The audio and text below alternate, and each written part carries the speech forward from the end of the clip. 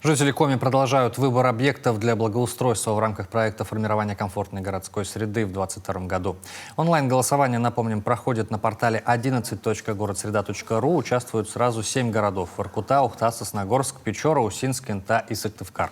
Перечень территорий от каждого муниципалитета довольно широкий. В столице, например, это 12 объектов, один из которых пешеходная зона в районе дома номер 42 по проспекту Бумажников. Она, по словам местных жителей, давно нуждается в ремонте. Многочисленные выбоины во время дождей превращаются в непроходимые лужи, от чего добраться до дома или соцучреждения, которых в округе немало, становится проблематично. Как вы видите, здесь у нас и пешеходная зона, и детская площадка, и продолжаем.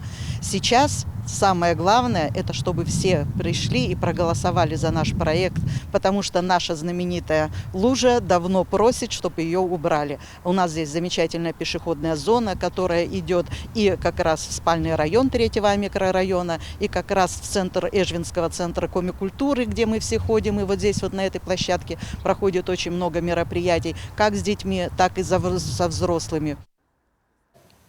На сегодняшний день свой выбор в пользу того или иного объекта сделали уже больше 12 тысяч человек. В Воркуте в лидерах пока центральная площадь Шахтерского района, в Инте это площадь Ленина, в Печоре парк геологов, в Сосногорске общественная территория между жилыми домами в 6-м микрорайоне, в Усинске сквер имени Валентины Ефремовой, в Ухте лидерство удерживает смотровая площадка перед объектом «Силуэт Ленина».